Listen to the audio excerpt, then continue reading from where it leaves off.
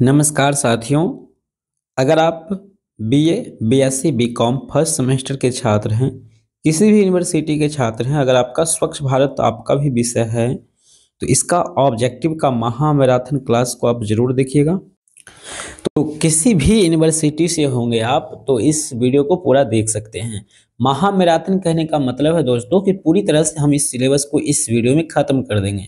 कुछ ऐसे यूनिवर्सिटी है जहां पर इसका मात्र 70 ऑब्जेक्टिव प्रश्न ही लिया जाता है।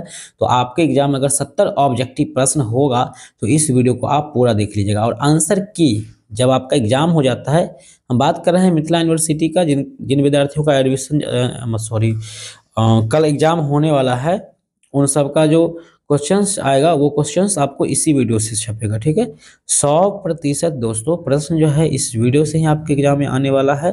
तो वीडियो को मिस नहीं कीजिएगा, सारे के सारे प्रश्न होगा। और स्वच्छ भारत का एक हमने जो है ओरिजिनल क्वेश्चन जैसा एक पेपर और हम तैयार करके दे चुके हैं आप लोग को। अगर आप लोग नहीं देखे हैं तो प्लेलिस्ट में वो वीडियो सेव होगा, आप लोग वहाँ से देख लीजिएगा।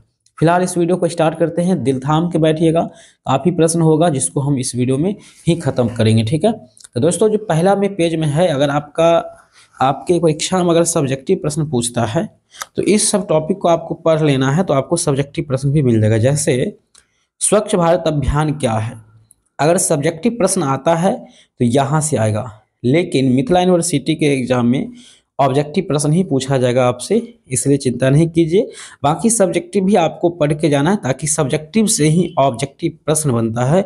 ये ट्रिक आप लोग जो है निंजा ट्रिक सीख कर रखिएगा। ठीक है, अपशिष्ट पदार्थ या अपशिष्ट प्रबंधन क्या होता है, ये प्रश्न हो गया।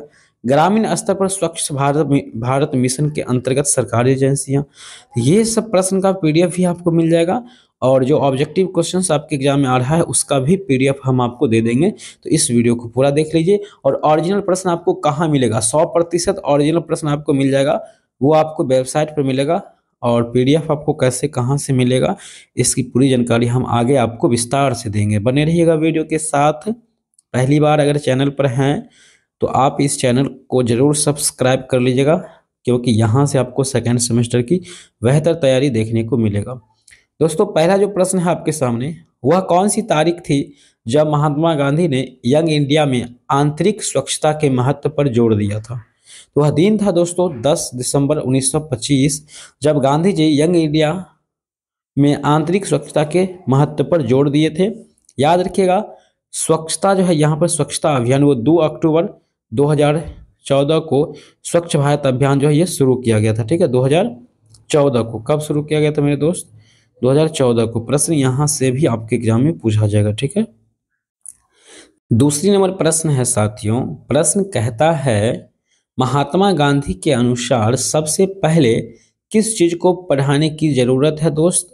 तो सबसे पहले जो समाज में जरूरी है पढ़ाने की, वो है आपका आंतरिक सफाई। यानी सबसे पहले आप अपने मन की सफाई कीजिए, फिर आप तन की भी सफाई के लिए आप योग्य हो जाएंगे। तीसरा प्रश्न है हमारे सामने, महात्मा गांधी ने व्यक्तिगत और सामाजिक विकास के लिए स्वच्छता को अनिवार्य क्यों माना। तो दोस्त स्वच्छता को अनिवार्य गांधी जी इसलिए मानते हैं क्योंकि यह शारीरिक स्वास्थ्य की ओर ले जाता है, स्वास्थ्य मानसिकता को बढ़ावा देता है, यह चरित्र विकास को बढ़ावा देता है। तो दोस्तों एक बात याद रखिएगा, जब भी स्वच्छ भारत में से सभी ऑप्शंस वाला आंसर मिल जाता है तो 110% जो है वो आंसर आपका सही हो जाता है। महात्मा गांधी के अनुसार किसी संगठन में स्वच्छता बनाए रखने की जिम्मेदारी किसकी है दोस्त, तो वह है व्यक्तिगत सदस्य की। दोस्तों आंसर आपका बी बिल्कुल करेक्ट हो जाएगा। याद रखिएगा, काफ़ी बच्चे फेल किए हैं पिछले साल भी, आपको फेल नहीं होना है, इसलिए इस मैराथन क्लास को देखकर जाइएगा। मैं गारंटी ले सकता हूं कि आप फेल नहीं कर सकते हैं। पांचवा प्रश्न दोस्त, बापू के अनुसार अच्छे विचार के लिए क्या आवश्यक है दोस्त, मन की स्वच्छता। अच्छे विचार के लिए जो दोस्त आवश्यकता है वह है मन की स्वच्छता। आंसर आपका जो है ए आपका बिल्कुल सही हो जाएगा। छठा नंबर प्रश्न है दोस्त आपके सामने, बापू के अनुसार समाज के निर्माण के लिए क्या आवश्यक है। दोस्तों महात्मा गांधी जी के अनुसार समाज का निर्माण के लिए सबसे पहली जो आवश्यकता है बुराइयों से मुक्तता, यानी बुराई खत्म होनी चाहिए समाज में। अगर अच्छी समाज आपको बनाना है तो समाज में कोई भी लोग किसी की बुराई ना करें, तभी अच्छा बनेगा। सातवां प्रश्न है दोस्तों, स्वच्छ भारत अभियान कब शुरू किया गया था दोस्तों? स्वच्छ भारत अभियान जो है ये 2 अक्टूबर 2014 को शुरू किया गया था। आंसर आपका सी इज द करेक्ट आंसर, याद रखिएगा। इसको जो है नरेंद्र मोदी जी के द्वारा शुरू किया गया था, याद रखिएगा। इसको 10 वर्ष में इसका काम जो है यानी स्वच्छता वाला काम जो है 10 साल में पूरा करने का जो है वादा भी किया गया था। चलिए आगे बढ़ेंगे दोस्तों। प्रश्न देखिए पूछेगा, एकदम कान खोलकर सुन लीजिए दोस्त, प्रश्न है यहीं से छपेगा। स्वच्छ भारत अभियान की शुरुआत के लिए महात्मा गांधी की जयंती किस वर्ष चुनी गई थी दोस्तों? वो 2014 में, यानी 2 अक्टूबर 2014। देखो प्रश्न को जो है दोस्त यहाँ पे फंसा के पूछा है। एग्जामिनर बहुत चालाक हैं और आपको भी चालाक रहकर चलना पड़ेगा। 9 नंबर प्रश्न है दोस्त, स्वच्छ भारत अभियान का मुख्य उद्देश्य क्या है दोस्त? तो जो अच्छी अच्छी बात है इसमें वही सही हो जाएगा। और सभी ऑप्शंस जब आपको मिल ही गया है तो कोई भी ऑप्शंस को देखना ही पाप है, फटाक से आपको सभी ऑप्शंस वाला मार देना है, ठीक है। टैग वर्ड के रूप में दोस्तों यहाँ पर याद रखना है, उपयुक्त सभी मिल जाता है तो वो आंसर 10%, 110% वही ऑप्शन सही हो जाता है कहीं पर भी। 10वां प्रश्न दोस्तों, स्वच्छ भारत अभियान के दौरान प्रधानमंत्री नरेंद्र मोदी ने किस नारे को लोकप्रिय बनाया था दोस्तों? महात्मा गांधी के जन्मदिन यानी 2 अक्टूबर को ही स्वच्छ भारत अभियान को शुरू किया गया था नरेंद्र मोदी जी के द्वारा 2014 में। और उसी समय मोदी जी के द्वारा एक नारा दिया गया था, वह नारा था, ना मैं गंदगी करूंगा ना मैं गंदगी करने दूंगा। आंसर आपका सी जो है बिल्कुल करेक्ट आंसर है, ना मैं गंदगी करूंगा ना मैं गंदगी करने दूंगा। आंसर आपका सी बिल्कुल करेक्ट है। 11 नंबर प्रश्न है दोस्त आपके सामने, स्वच्छ भारत अभियान किस अवसर पर शुरू किया गया था दोस्त? तो महात्मा गांधी की जयंती पर जो है इसे शुरू किया गया था। आंसर आपका ए है, बिल्कुल करेक्ट हो जाएगा। 12 नंबर प्रश्न है दोस्त, स्वच्छ भारत अभियान के तहत किस प्रकार की सुविधाएं प्रदान की जाती है दोस्त? तो स्वच्छ भारत अभियान के तहत जो है दोस्तों किस प्रकार की सुविधाएं प्रदान की जाती है? तो वह है शौचालय एवं गांव की स्वच्छता सुविधाएं, पेयजल आपूर्ति। आंसर दोस्तों है आपका वो डी जो है बिल्कुल रूप से वो करेक्ट हो जाएगा, ठीक है। आंसर आपका जो है बिल्कुल रूप से डी आपका सही हो जाएगा। आगे बढ़ेंगे दोस्तों। 13 नंबर प्रश्न है, स्वच्छ भारत अभियान के संदर्भ में हरे झंडे का क्या महत्व है दोस्त? तो हरे झंडे का महत्व है स्वच्छता के प्रति भारत की प्रतिबद्धता का प्रतीक है। आंसर आपका बी जो है बिल्कुल रूप से सही हो जाएगा। 14 नंबर प्रश्न दोस्त, महात्मा गांधी के अनुसार आज़ादी से ज़्यादा महत्वपूर्ण क्या है दोस्तों? स्वच्छता, यानी आज़ादी से ज़्यादा जरूरत है स्वच्छता है। एक व्यक्ति के लिए अच्छी आदतें की प्रासंगिकता क्या हो सकती है? अच्छी आदतों से सेहत बेहतर होती है, अच्छी आदतें व्यक्ति के चरित्र को आकार देती है, ये सब बात सही है। तो इनमें से सभी ऑप्शन होगा। यहाँ पर है अच्छी आदतें सामाजिक कौशल में सुधार करती है, अच्छी आदत जीवन में सफलता लाती है। प्रश्न कहता है यहाँ पर कि एक व्यक्ति के व्यक्तित्व के लिए अच्छी आदतों की प्रासंगिकता क्या है? अच्छी आदत से सेहत बेहतर होती है। तो पहला ऑप्शन ही जो है आपका ये बिल्कुल रूप से आपका सही है, ठीक है। आंसर आपका पहला ही सही हो जाएगा। आगे बढ़ेंगे। 16 नंबर प्रश्न दोस्त, सार्वजनिक स्थानों में स्वच्छता क्यों महत्वपूर्ण है दोस्तों? सार्वजनिक जगहों पर स्वच्छता महत्वपूर्ण है इसलिए क्योंकि स्वच्छता बीमारियों को फैलाने से रोकती है। इसलिए जो सामूहिक जगह होता है जहाँ पे सार्वजनिक लोग रहते हैं या बहुत सारे लोग रहते हैं वहाँ पे स्वच्छ होना बहुत जरूरी है, नहीं तो वहीं से बीमारी जो है फैलता है। कुछ देशों में सार्वजनिक रूप से आपत्तिजनक कार्य माना जाता है थूकना। सभी बहुत सारे ऐसे देश हैं दोस्त जहाँ पर जो है कहीं पर भी सार्वजनिक यानी सरकारी स्थानों पर आप थूकते हैं तो यह जो है माना ही होता है, आपत्तिजनक होता है, ठीक है। 18 नंबर प्रश्न है दोस्त, स्वच्छ भारत मिशन एक उद्देश्य क्या है दोस्त? खुले में शौच करने वालों की संख्या कम करना। देखिए स्वच्छ भारत अभियान में मोदी जी ने बताए थे कि खुला में जो लोग शौच करते हैं यानी लैट्रिन जाते हैं उनको इन्होंने कम करने का प्रयास किए और इसी के लिए उन्होंने कई जो है वहाँ पर जो है मतलब पैसा भी दिए पब्लिक में बंटवाए जिससे कि लोग जो है बाथरूम बना सकेंगे, ठीक है। एक अभी भी ये चला था, एक मिशन चला था जिसमें शौचालय बनाने पर पैसा भी मिलता है, ठीक है। 19 नंबर प्रश्न है दोस्त, स्वच्छ भारत मिशन का कौन सा उद्देश्य खुले में शौच को कम करने पर केंद्रित होता है? तो खुले में शौच करने वाले लोगों के घरों में शौचालय का निर्माण। देखिए ऊपर में हमने आपको बताया और आंसर यहाँ क्वेश्चंस भी आ गया। 20 नंबर प्रश्न होगा, आप तेजी से चलेंगे। सतत विकास के संदर्भ में स्वच्छ भारत मिशन का लक्ष्य क्या है दोस्त? इनका लक्ष्य है कि सतत विकास के उद्देश्य को साकार करने में भारत का सहायता करना, और ये तभी संभव हो पाएगा जब स्वच्छ भारत बन पाएगा। 21 नंबर प्रश्न है दोस्त आपके सामने। 21 नंबर प्रश्न कहता है, स्वच्छ भारत मिशन अपशिष्ट प्रबंधन के किस पहलू पर ध्यान केंद्रित करता है? केवल तरल कचरे के लिए वैज्ञानिक अपशिष्ट प्रबंधन रणनीति, इन पर जो है लोग वैसी ध्यान आकृष्ट करते हैं। यहाँ पर आंसर बी हो जाएगा। ठीक है, आंसर बी सी। यहाँ पर आंसर दोस्तों जो है, यहाँ पर ठोस और तरल अपशिष्ट दोनों के वैज्ञानिक, यहाँ पर दोस्तों 21 का आंसर सी हो जाएगा। ठोस और तरल दोनों पर काम किया गया है। ठीक है, अपशिष्ट दोनों पर, आंसर सी हो जाएगा 21 नंबर का। ठीक है, स्वच्छ भारत मिशन अपशिष्ट प्रबंधन के किस पहलू पर ध्यान केंद्रित किया है? इंपोर्टेंट प्रश्न है इसलिए हम रिपीट करके बता दिए हैं आपको। 22 नंबर प्रश्न है, स्वच्छ भारत मिशन के सामाजिक प्रभावों में से एक क्या है? वह है सामाजिक समावेशन और लैंगिक समानता पर सकारात्मक प्रभाव।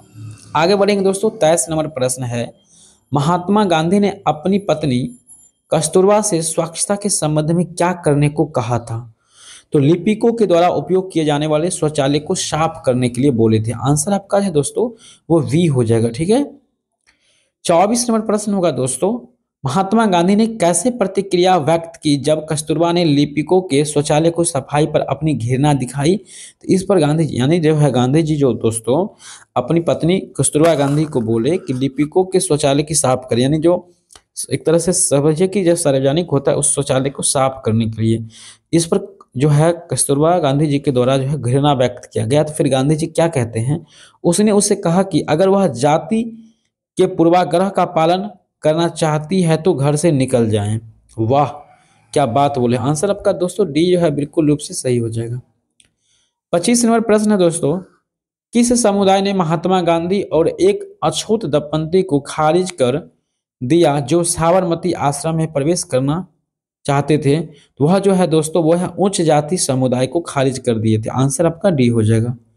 26 नंबर प्रश्न है दोस्त, स्वच्छ भारत अभियान में ग्राम पंचायत की एक भूमिका क्या है? दोस्तों एक बात टैग वर्ड के रूप में और याद रखिएगा दोस्तों, स्वच्छ भारत वाले में क्या करना पड़ता है आपको, जो ऑप्शन सबसे लंबा होता है ज्यादातर वही सही होता है। गांव के सभी क्षेत्रों में स्वच्छता और स्वच्छता सुविधाओं का विनियमन और पर्यवेक्षण करना। आंसर सी बिल्कुल सही हो जाएगा। 27 नंबर प्रश्न है दोस्तों, ग्राम पंचायत के अनुसार स्वच्छता को विनियमित करने और देख रेख करने में कुछ कार्य शामिल है, जैसे शौचालय का निर्माण, नाली की सफाई, कचरा निपटाना, जल शोधन, ये सभी काम। आंसर आपका ए हो जाएगा। 28 नंबर प्रश्न है, ग्राम पंचायत द्वारा बताए गए गांवों में शौचालय निर्माण का एक लाभ क्या है? दोस्तों तो ग्रामीणों के लिए बेहतर स्वच्छता और व्यक्तिगत स्वच्छता, ये दोनों लाभ हैं। 29 नंबर प्रश्न कहता है, स्वच्छ भारत अभियान के तहत ग्राम पंचायत किस प्रकार के कार्यक्रम का आयोजन करती है?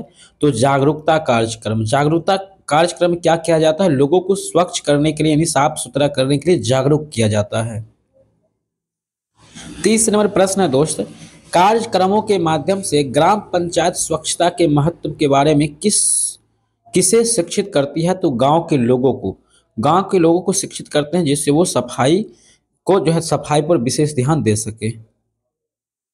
31 नंबर प्रश्न है, स्वच्छता ग्राम समिति की स्थापना कौन करता है? दोस्त तो ग्राम पंचायत करता है। आंसर आपका बी जो है बिल्कुल सही हो जाएगा। स्वच्छता ग्राम समिति क्या होता है दोस्तों? तो स्वच्छता ग्राम समिति एक समिति है जो स्वच्छता से संबंधित योजनाओं को प्रोत्साहित करती है, यानी साफ करने वाली जितनी भी योजना होता है उसको वो प्रोत्साहित करते हैं, उनको आगे बढ़ाते हैं। 33 नंबर प्रश्न है, स्वच्छता से संबंधित जानकारी और लागत के संबंध में ग्राम पंचायत स्वच्छ भारत अभियान के तहत क्या करती है? दोस्तों तो वे इसका प्रबंधन करते हैं, यानी इसका जो है वो इंतजाम करते हैं। ठीक है, आंसर बी आपका सही हो जाएगा। प्रश्न जो है अब आपके जो भी आएगा वो सब पूछने वाला ही प्रश्न आएगा, ध्यान दीजिएगा। दो वीडियो आप देख लीजिए स्वच्छ भारत के लिए और 100% आपको अगर वहां से बाहर एक भी प्रश्न छप जाएगा तो फिर आकर के कमेंट कीजिए दोस्त, ठीक है। ये मैं ठोक कर कहता हूँ। स्वच्छ भारत अभियान में ग्राम पंचायत किसे शामिल करती है दोस्त? तो स्वच्छ भारत अभियान में जो है ग्राम पंचायत के लोग जो है वो समुदाय के सदस्यों को शामिल करते हैं। अब जब सदस्य में जब कोई टीम हो, केवल जब भी आ जाएगा यहाँ पर निगेटिव वर्ड हो जाता है। देखिए यहाँ पर जो है स्वच्छ भारत में केवल वाला वर्ड जो होता है वो निगेटिव होता है, और प्रश्न अगर पॉजिटिव होगा तो आंसर भी पॉजिटिव चला जाएगा। आंसर सी की और हमारा सही होगा। 35 नंबर प्रश्न है दोस्त, ग्राम पंचायत अपने स्वच्छता अभियान में समुदाय के सदस्यों का क्यों शामिल करते हैं क्यों शामिल करते हैं? क्योंकि सभी को स्वच्छता के लिए मिलकर काम करने की मौका देना। तो जो लंबा आंसर है वो हम भी आपको टैग वर्ड में बताए थे, जो लंबा सबसे होगा वही आंसर आपका सही हो जाएगा। आगे बढ़ेंगे दोस्तों, यहाँ पे 36 नंबर प्रश्न है, ग्राम पंचायत स्वच्छता से संबंधित किस तरह की रिपोर्ट तैयार करती है दोस्त? तो वह रिपोर्ट जो होता है वो स्वच्छता से संबंधित रिपोर्ट होता है। आंसर आपका सी बिल्कुल सही होगा। 37 नंबर प्रश्न है दोस्त, ग्राम पंचायत किसको अभियान की प्रगति की जानकारी प्रदान करती है? तो वो देखिए केवल वाला तो आंसर होगा ही नहीं, ठीक है। तो ग्राम पंचायत किसको अभियान की प्रगति की जानकारी प्रदान करती है? तो वो हो जाएगा राज्य और केंद्र दोनों को, ठीक है। आंसर आपका सी बिल्कुल रूप से सही आंसर है।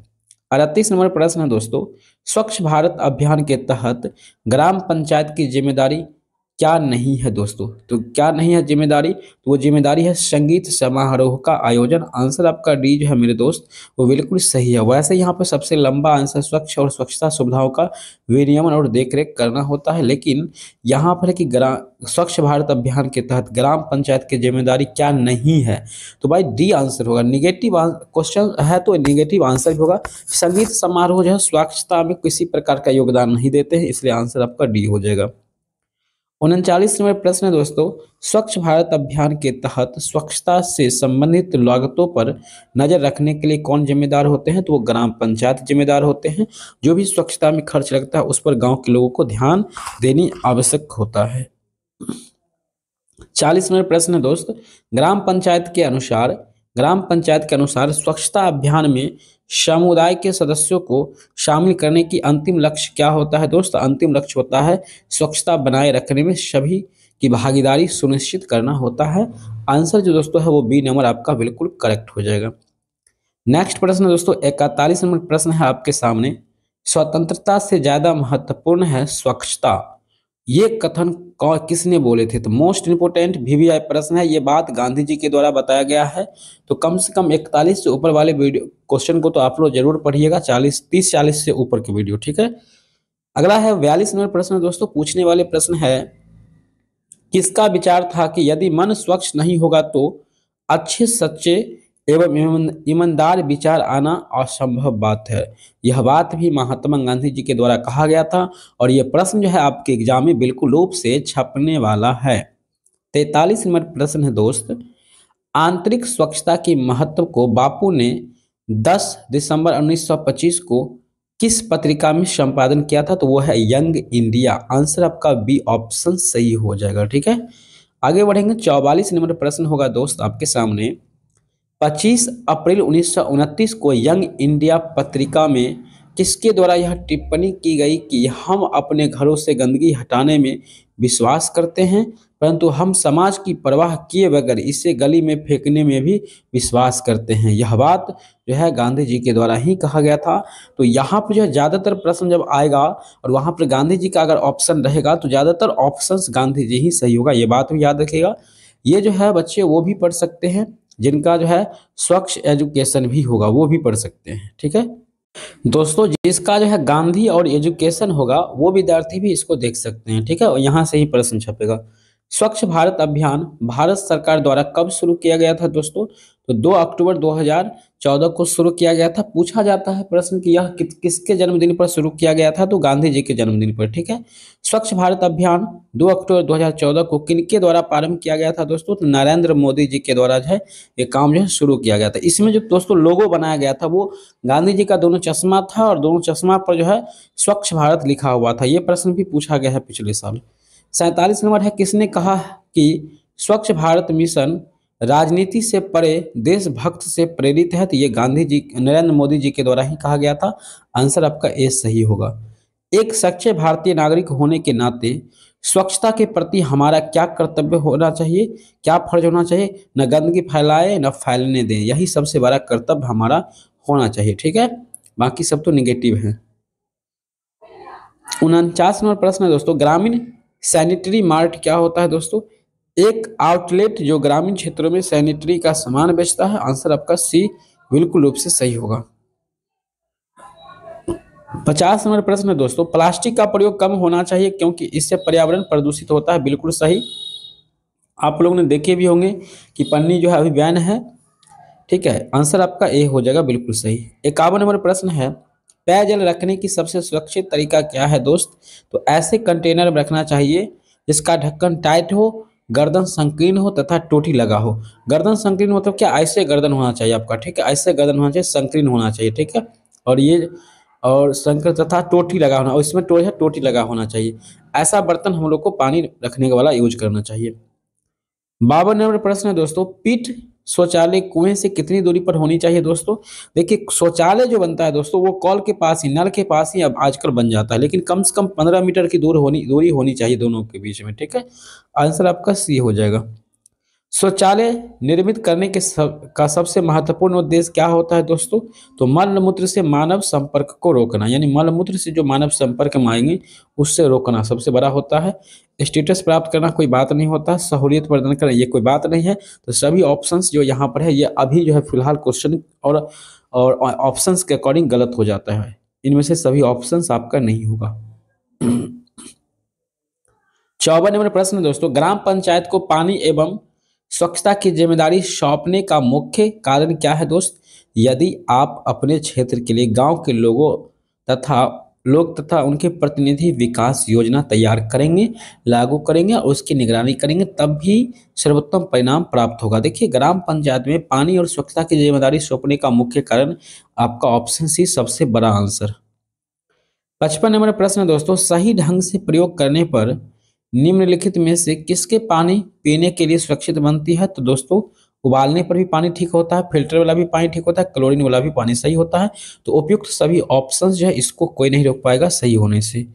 56 नंबर प्रश्न है दोस्त आपके सामने, निम्नलिखित में से कौन एक व्यक्ति से दूसरे व्यक्ति तक कीटाणुओं को फैलने में मदद करता है? तो वो है आपका मक्खियां भी, पानी के डब्बे से पानी बाहर निकालने की प्रक्रिया भी, और स्पर्श करना, ये सभी बात। आंसर आपका डी जो है बिल्कुल सही हो जाएगा। नेक्स्ट प्रश्न है आपके सामने, भारतीय गांवों में किस प्रकार की शौचालय सबसे उपयुक्त किफायती है? तो पीठ शौचालय। दोस्तों, पीठ शौचालय क्या होता है?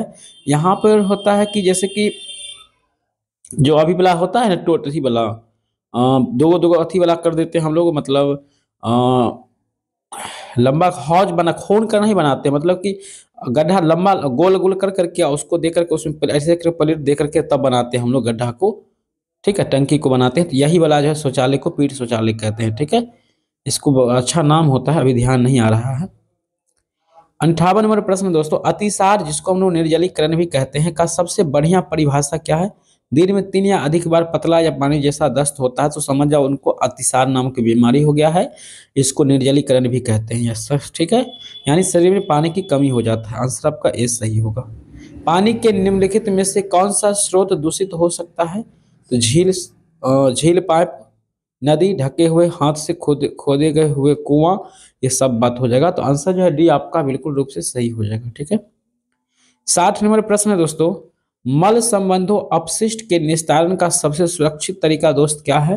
तो वह है अपशिष्ट को ढके हुए शौचालय में डालना। आंसर आपका बी बिल्कुल सही हो जाएगा। 61 नंबर प्रश्न है दोस्त, ग्राम जल और स्वच्छता समिति का अभिप्राय क्या है? दोस्तों, इसका अभिप्राय सबसे बड़ा है कि ग्राम पंचायत की एक उप समिति का निर्माण करना। आंसर आपका डी बिल्कुल रूप से सही है। 62 नंबर प्रश्न है, गांव में समुचित स्वच्छता किसकी जिम्मेदारी है दोस्त?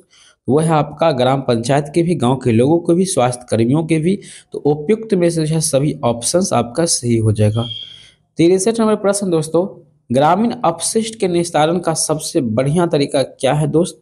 वो आपका ये सभी तरीका सबसे बढ़िया है। निस्तारण मतलब होता है गांव के अपशिष्ट जो होता है उसको बाहर करना, यानी उसको सही जगह पे पहुंचाना निस्तारण होता है, जिसमें एक बड़े बड़े कचरे को और गलने वाले कचरे को अलग और बिना गलने वाले कचरे को अलग करना, यही सबसे बेहतर प्रक्रिया होता है। और इसे नदी जल में फेंकना, सही परिवारों में से जलाने के लिए कहना, वैज्ञानिक ढंग से इसे अलग करना और उपयुक्त तकनीकी विकल्प को अपनाना, ये सभी बात जो है करना चाहिए। ठीक है, बढ़िया तरीका है गाँव घर के लिए। 64 नंबर प्रश्न है दोस्त, गोबर का निस्तारण करने का सबसे बढ़िया तरीका क्या है दोस्तों? सिंपल है, खेत में ले दो, बायोगैस प्लांट में इसकी प्रोसेसिंग करना, ठीक है, कंपोस्टिंग करना, भस्मीकरण करना। तो उपयुक्त में से सभी ऑप्शंस जो है यहाँ पर डी आंसर वो आपका सही हो जाता है। ठीक है, आगे बढ़ेंगे। 65 नंबर प्रश्न है, यदि साबुन उपलब्ध ना हो तो हाथ धोने के लिए साबुन के बदले में किन अन्य उत्पादों का प्रयोग करना चाहिए? तो वो है आपका राख और रेत, बालू, ये दोनों बात को। ठीक है, जब हम लोग के पास नहीं होता है तो राख और बालू दोनों से साफ कर लेते हैं, तो आंसर आपका डी जो है बिल्कुल रूप से सही हो जाएगा। 66 नंबर प्रश्न है, अपशिष्ट को किन किन भागों में वर्गीकृत किया जा सकता है दोस्तों? जो अपशिष्ट पदार्थ होता है दोस्तों, उसको हम लोग जो है इन सभी भागों में अलग अलग कर सकते हैं। ठीक है, इसलिए उपयुक्त में से जो सभी ऑप्शंस है, ये सभी ऑप्शंस आपका सही हो जाएगा। ठीक है, 67 नंबर प्रश्न दोस्तों, घरों, कारखानों और अस्पतालों से निकलने वाली अपशिष्ट किस अपशिष्ट के अंतर्गत वर्गीकृत किया गया है दोस्तों? तो वो है ठोस। ठीक है, वो किसके अंतर्गत आता है? तो ठोस अपशिष्ट के अंदर आता है। नेक्स्ट प्रश्न होगा दोस्तों, 68 नंबर प्रश्न है, वैसे अपशिष्ट जो जल संयंत्रों यानी जल पानी रखने वाले बर्तन में, घरों आदि से आने वाली कोई भी द्रव आधारित अपशिष्ट को किस अपशिष्ट के तहत वर्गीकृत किया जाता है दोस्तों? तो वो हो जाता है तरल अपशिष्ट के द्वारा। आंसर आपका डी है ये बिल्कुल रूप से आपका सही हो जाएगा। 69 नंबर प्रश्न है दोस्तों आपके सामने, अपशिष्ट किस किस को प्रभावित करता है दोस्त? तो अपशिष्ट पदार्थ होता है ये जो है स्वास्थ्य को भी प्रभावित करता है, पारिस्थितिक तंत्र को और समाज का। इनमें से सभी ऑप्शंस जो है वो आपका सही हो जाएगा। 70 नंबर प्रश्न है दोस्तों, वैसे अपशिष्ट जो किसी भी रूप में तरल या द्रव नहीं होता है तो किस अपशिष्ट के तहत वर्गीकृत किया जाता है? तो वो सूखा अपशिष्ट के अंतर्गत आता है।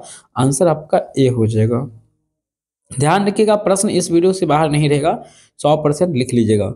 कोई भी अपशिष्ट कार्बनिक द्रव्य जिसे मिट्टी में जीवों द्वारा कार्बन डाइऑक्साइड, पानी और मीथेन द्वारा संश्लेषित किया जा सकता है, किस अपशिष्ट के अंतर्गत वर्गीकृत किया जाता है? तो वो बायोडिग्रेडेबल होता है। ठीक है, यानी कोई भी अपशिष्ट कार्बनिक द्रव जिसे मिट्टी में जीवों द्वारा कार्बन डाइऑक्साइड, पानी, मीथेन द्वारा संश्लेषित किया जा सकता है, उसको हम लोग बायोडिग्रेडेबल कहते हैं, यानी ये गलने वाला होता है। ठीक है, चलिए अगला प्रश्न है, 72 नंबर है, वैसा अपशिष्ट जो कार्बनिक द्रव्य कार्बन डाइऑक्साइड, पानी और मीथेन में संश्लेषित नहीं किए जा सकते, उसको नॉन बायोडिग्रेडेबल कहते हैं।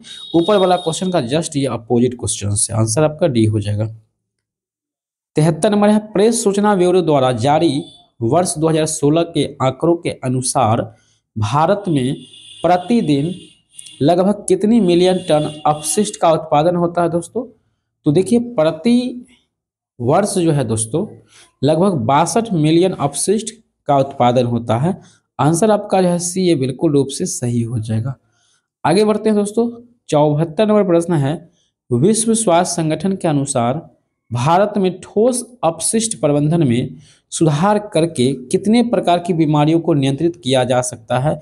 तो कम से कम 22 ऐसे बीमारी होंगे। मोस्ट इंपोर्टेंट प्रश्न याद रखिएगा, उन बीमारी को जो है हम लोग स्वच्छता पर ध्यान दे करके बच सकते हैं इन 22 बीमारियों से। 75 नंबर प्रश्न है, वर्तमान में अपशिष्ट प्रबंधन हेतु प्रयोग होने वाली सबसे प्रचलित विधि का नाम बताएं जिसके अंतर्गत शहरों के आसपास के खाली। तो इन प्रश्नों का जो आंसर होगा वो होगा आपका लैंडफिल हो जाएगा। आंसर आपका बी बिल्कुल रूप से करेक्ट हो जाएगा। एग्जाम की दृष्टि से यह भी इंपॉर्टेंट था। 76 नंबर प्रश्न है, किस विधि में अपशिष्ट को उच्च तापमान पर तब तक जलाया जाता है जब तक कि वह राख में ना बदल जाए? तो इस प्रक्रिया को जो हम लोग कहते हैं वो इंसिनरेशन कहते हैं। आंसर सी जो है आपका बिल्कुल करेक्ट हो जाएगा। 77 नंबर प्रश्न होगा, अपशिष्ट प्रबंधन की किस विधि के अंतर्गत ठोस अपशिष्ट को ऑक्सीजन की उपस्थिति के बिना रासायनिक रूप से विघटित किया जाता है? वो आंसर हो जाएगा पायरोलिसिस। ये भी होता है आपको इसको हम लोग जो है रासायनिक रूप से विघटित किया जा सकता है। आंसर आपका ए बिल्कुल रूप से आपका सही हो जाता है। नेक्स्ट प्रश्न है 78 नंबर, किस नियम के तहत भवन निर्माण एवं उससे संबंधित सभी गतिविधियों पर लागू होते हैं जहां अपशिष्ट का निर्माण होता है दोस्तों? वो आंसर आपका हो जाएगा ठोस अपशिष्ट प्रबंधन। आंसर आपका ए है, बिल्कुल रूप से करेक्ट हो जाएगा। अगला प्रश्न दोस्तों 79 नंबर प्रश्न है, ग्राम पंचायत द्वारा सुनिश्चित किए गए शौचालय निर्माण से किसे लाभ मिला है? तो वो गांव के लोगों को लाभ मिला है। हालांकि ऐसा बोला जाता है लेकिन रियलिटी में जो है गांव के लोगों को ऐसा कोई सुविधा विशेष नहीं मिला है। 80 नंबर प्रश्न है दोस्तों, किस अपशिष्ट प्रबंधन नियम के तहत निर्माता, उत्पादनकर्ता, उपभोक्ता, विक्रेता, अपशिष्ट संग्रहकर्ता, उपचारकर्ता, उपयोगकर्ता इत्यादि पर लागू होता है? तो ई कचरा प्रबंधन जो है इन तमाम लोगों पर लागू होता है, जैसे उत्पादनकर्ता हो, उपभोक्ता हो या फिर विक्रेता, अपशिष्ट संग्रहणकर्ता या उपचारकर्ता, इन सभी पर लागू होता है।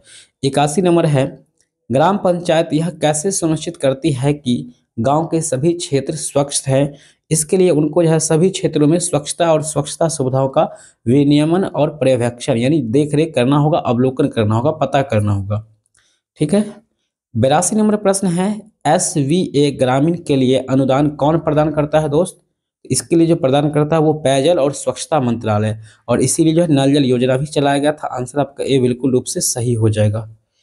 83 नंबर प्रश्न है, SVA शहरी शहरी की देखरेख कौन करता है? आवास एवं शहरी कार्य मंत्रालय इनका देखरेख करता है। नेक्स्ट प्रश्न है, स्वच्छ भारत अभियान को कितने भागों में विभक्त किया गया है? 2 भागों में। मोस्ट इंपोर्टेंट प्रश्न है, कल एग्जाम में ये प्रश्न छपेगा। ठीक है, इसको आप लोग VVI के अंदर रखेंगे, बाकी भी प्रश्न को ध्यान से देख लेंगे। 1-2 बार वीडियो को रिपीट कर लीजिएगा और एक और वीडियो जो है प्लेलिस्ट में सेव होगा। बस 2 वीडियो आपके लिए काफ़ी है। 100% प्रश्न इस 2 वीडियो से अलग अगर पूछ देगा फिर आके आप हमें कमेंट कर सकते हैं। ऐसा हुआ ही नहीं है अभी तक, जितना भी विषय का आपका एग्जाम हुआ है उन सभी विषय में जितना प्रश्न हमने दिया है वो सारे के सारे प्रश्न मैच किया है, और यहाँ पर तो बवाल ही हो जाएगा। ग्रामीण क्षेत्रों में पेयजल और स्वच्छता के लिए कौन सा मंत्रालय जिम्मेदार है दोस्तों? तो वह है Jal Shakti Mantralaya. Answer B for best answer चला जाएगा आपका। 86 यानी 86 नंबर प्रश्न है, आवास और शहरी मामलों के मंत्रालय की प्राथमिक भूमिका क्या है दोस्त? वह है आपका शहरी शहरी स्वच्छता के लिए नीतियां और योजना का तैयार करना। Answer B for best answer आपका चला जाएगा। 87 नंबर प्रश्न है, आवास और शहरी मामलों का मंत्रालय किस मिशन के लिए विशेष रूप से नीतियां और योजनाएं तैयार करती है? यहाँ पर भी answer B for best answer होगा, स्वच्छ भारत मिशन शहरी। चलिए आगे बढ़ेंगे और अगला प्रश्न है 88 नंबर है, आवास और शहरी मामलों का मंत्रालय की तैयारी नीतियों और योजनाओं का उद्देश्य किस क्षेत्र का विकास करना है? ये हो जाएगा शहरी क्षेत्र। आंसर आपका जो है C4 चला जाएगा, आंसर सी। 89 यानी 79 नंबर प्रश्न है, 89 नंबर, नीति तैयार करने के अलावा आवास और शहरी मामलों का मंत्रालय विभाग का एक और महत्वपूर्ण कार्य क्या है? तो ग्रांट प्रबंधन। यानी ग्रांट प्रबंधन मतलब क्या होता है? मतलब कि जा करके वहाँ पर जो है निरीक्षण करना, यानी जा करके पता करना कि वहाँ की स्वच्छता अभियान जो है कहाँ तक कार्यरत है। आंसर आपका ए बिल्कुल सही हो जाएगा। 90 नंबर प्रश्न होगा, आवास और शहरी मामलों का मंत्रालय किसको अनुदान प्रदान करती है दोस्त? वो शहरी क्षेत्र वाले को अनुदान प्रदान करते हैं। Answer B.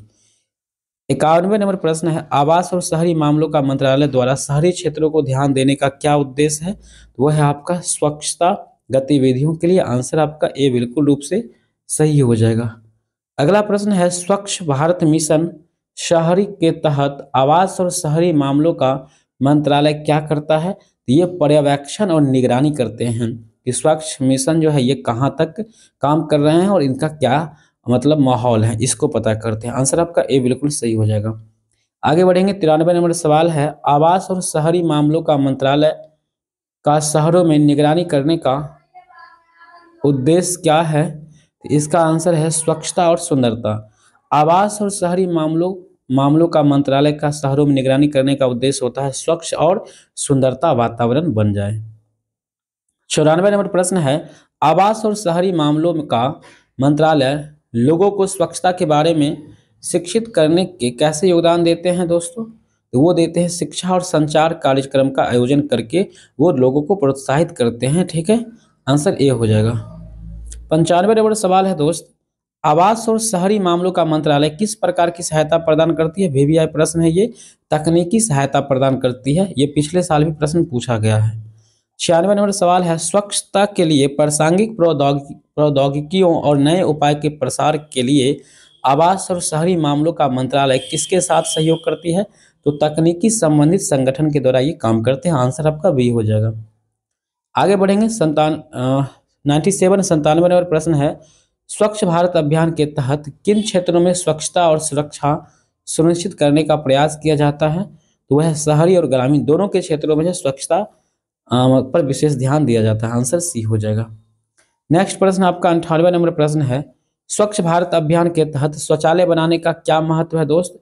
तो शौचालय बनाने का जो महत्व है वो है सुधारी सफाई, साफ सफाई में सुधार हुआ है और महिलाओं के लिए विशेष सुरक्षा मिला है। तो ये दोनों ऑप्शन जो है आपका सही होगा।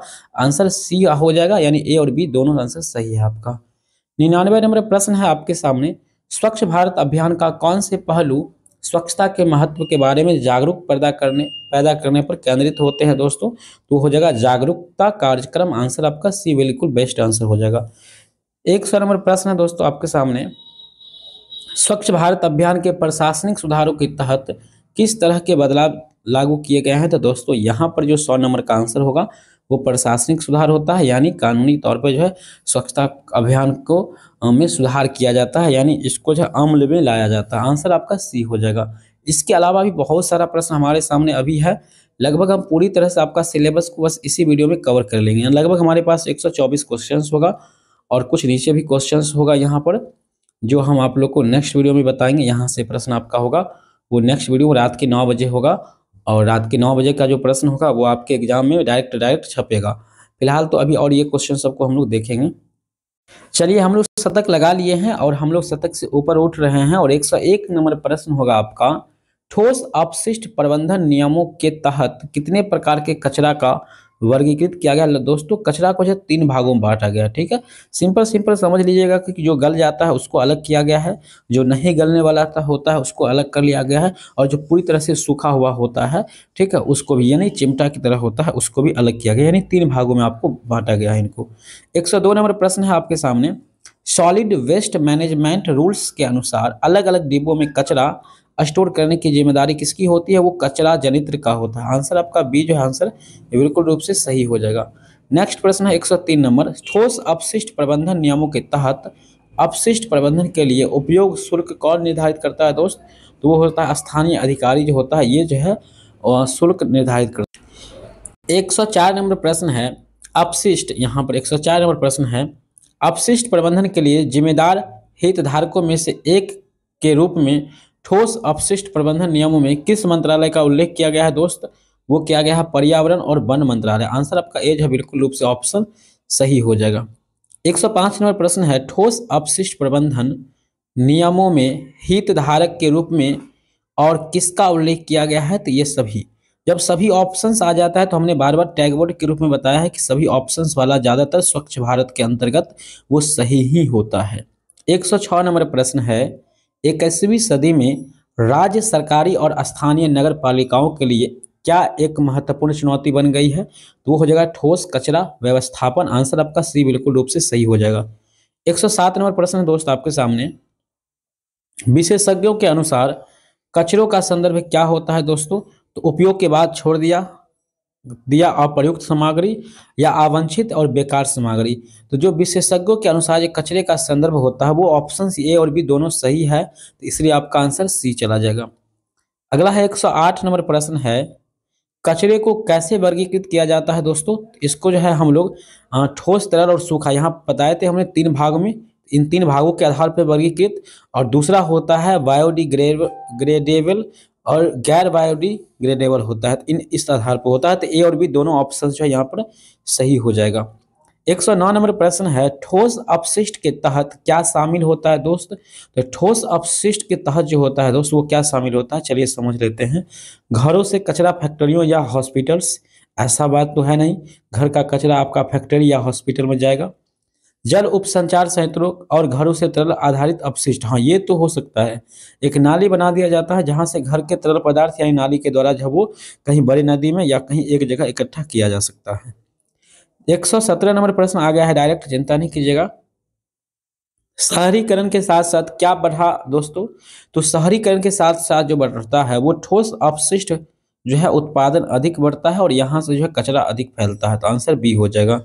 118 प्रश्न है, भारत में अधिकांश शहरी स्थानीय निकाय कुशल अपशिष्ट प्रबंधन सेवाएं प्रदान करने के लिए क्यों संघर्ष करते हैं, तो ये वित्त, बुनियादी ढांचा और प्रौद्योगिकी की अभाव के लिए ये जो है संघर्ष करते हैं। आंसर आपका ए बिल्कुल रूप से सही हो गया है। 119 नंबर प्रश्न है, ठोस अपशिष्ट प्रबंधन नियम 2016 के अनुसार क्या अनिवार्य है दोस्तों, तो वो है कचरा पृथक्करण, यानी कचरा को पहले अलग करना। ठीक है, ये होता है नियम, पृथक्करण का मतलब ही अलग होता है। 120 नंबर प्रश्न है, अधिकांश नगर पालिका ठोस कचरे को कैसे संभालती है, तो जितना अधिकांश जो नगर पालिका होता है वो ठोस कचरे को वे इसे बिना किसी विशेष उपचार के खुले डंप या साइटों पर डंप करते हैं। आंसर सी आपका हो जाएगा। 121 नंबर प्रश्न है दोस्तों, खुले डंप स्थलों पर कचरे को डंप करने से कौन सा बड़ा मुद्दा उठ रहा है या उठता है, तो इससे जो सबसे बड़ा मुद्दा होता है वो सबसे बड़ा वाला आंसर भी हो रहा है। इसके परिणाम स्वरूप ये होता है कि बड़े पैमाने पर बीमारी फैलते हैं। डंप साइट्स के विषाक्त पदार्थों के कारण भूजल प्रदूषण होता है, ये चीज़ें सबसे ज़्यादा होता है, यानी कचरा कुछ होता है वो लोग क्या करता है डंप स्थल पर छोड़ देता है, जिससे क्या होता है अंदर भूमि के अंदर के जल भी प्रदूषित होते हैं। यूँ समझ लीजिए कि बड़े बड़े नदी वदी में दे दिया जाता है तो इस सबसे कचरा फैलता है। कुछ विशेषज्ञों के अनुसार डंप साइटों के लिए क्या जिम्मेदार है, तो वो है वायु प्रदूषण। हालांकि इतना हार्ड प्रश्न पूछेगा नहीं, ठीक है। 123 नंबर प्रश्न होगा, अपशिष्ट प्रबंधन के लिए आवंटित धन का अधिकांश हिस्सा कहाँ खर्च किया जाता है दोस्तों, तो वो अधिकांश हिस्सा जो है वो कचरे का संग्रह और परिवहन, यानी कचरे को एक जगह पर लाना और ला करके फिर एक उचित जगह पे पहुंचाने में जो है सबसे अधिक धन का जो है पैसा सरकार जो है खर्च कर रहे हैं। आंसर आपका ए हो जाएगा। और अंतिम प्रश्न होगा इस वीडियो का, भारत में मुख्य रूप से अपशिष्ट प्रबंधन क्षेत्र का गठन कौन करता है, तो अनौपचारिक कार्यकर्ता करता है। आंसर आपका सी बिल्कुल रूप से करेक्ट होगा। इस तरह से हमने आपको सारा प्रश्न बता दिया है। कुछ प्रश्न हमारे पास और है वो भी हम बता देंगे। अगर आपको इसका पीडीएफ लेना होगा तो इसके लिए आपको क्या करना है, सबसे पहले आपको गूगल या फिर क्रोम या कोई सा भी साइट आप जो भी यूज करते हैं उसको आप सिंपली ओपन कर लीजिए और यहाँ पर आपको सर्च करना है MNC क्लासेस VSP गुरुजी। जैसे आप इस बात को अगर गूगल पे आप सर्च कर लेंगे तो आपके सामने नया पेज ओपन होता है, कुछ इस तरह का पेज ओपन होगा। थोड़ा सा वेट कर लेते हैं, यहाँ पर नेट का इशू है, बट ये बात आपको सर्च करना है, स्क्रीनशॉट ले लीजिएगा। जितना भी आपका विषय होगा उन सभी विषय का पीडीएफ और क्वेश्चंस पेपर यहाँ मिल जाएगा। आंसर की भी आपको यहाँ पर एग्जाम के बाद मिल जाएगा, ठीक है। तो आप लोग आफ्टर एग्जाम आकर के यहाँ पर चेक भी कर सकते हैं। ऐसे खुलेगा, इस वाले पेज पर आपको क्लिक कर लेना है। जैसे आप यहाँ पर क्लिक करेंगे दोस्तों तो फिर आपके सामने जो है नया पेज ओपन होगा कुछ इस तरह का। ये बात आपको स्क्रीनशॉट लेकर रख लेना है, ठीक है। अब यहाँ पर देखिए कई तरह का ऑप्शंस आपको है। 10वीं 12वीं की तैयारी के लिए आप फ्री में क्वेश्चंस भी प्राप्त कर सकते हैं, अपने छोटे भाई बहन को भी दे सकते हैं, मॉडल पेपर डाउनलोड कर सकते हैं और यूनिवर्सिटी अपडेट पर जाकर के आप ग्रेजुएशन का क्वेश्चन भी प्राप्त कर सकते हैं। अगर आप चाहते हैं क्वेश्चंस लेना तो आप बिहार बोर्ड अपडेट या यूनिवर्सिटी किसी भी अपडेट पर आप जा सकते हैं। तो हम यहाँ पर अभी बिहार बोर्ड अपडेट पर जाएंगे, फिर इसको लर्न मोड करके आपको सीख लेना है, फिर आपको कट पर आ जाना है। अब यहाँ पर आएंगे दोस्त, आपके सामने ऐसा पेज ओपन होता है, नीचे आना है, यहाँ पर आपको मिल रहा है आर्ट साइंस का क्वेश्चन पेपर, इस वाले ऑप्शंस पर क्लिक कर देना है। जैसे आप यहाँ पर क्लिक कर देंगे तो आपके सामने जो भी वायरल क्वेश्चन पेपर होता है, ओरिजिनल प्रश्न होता है, वो परीक्षा से 1 घंटा आधा घंटा पहले आपको यहाँ पर अपलोड हो जाता है। यहाँ पर आप आ जाइए और इस व्हाट्सएप और इस टेलीग्राम में भी आप ज्वाइन हो जाइएगा, जहाँ पर क्वेश्चंस मिलेगा आपको। और यहाँ पर आ जाएंगे तो यहाँ पर आपको देखिए सारे विषय का क्वेश्चंस का पीडीएफ वीडियो सब मिल रहा है। यहाँ पर आप लोग को आ जाना है। यहाँ पर आप लोग देखेंगे तो यहाँ पर एक स्वच्छ भारत का ऑप्शन मिल रहा है, तो इसी स्वच्छ भारत वाला पर आपको क्लिक कर लेना है और फिर आपको स्वच्छ भारत का पेज ओपन हो जाएगा। यहाँ से आपको क्वेश्चंस मिल जाएगा, आंसर मिल जाएगा, ओरिजिनल क्वेश्चन पेपर भी मिल जाएगा। तो यहाँ आकर के आप लोग इसको डाउनलोड कर सकते हैं, देख सकते हैं। फिलहाल के लिए इतना ही, मिलते हैं नेक्स्ट वीडियो में, तब तक के लिए जय हिंद, वंदे मातरम।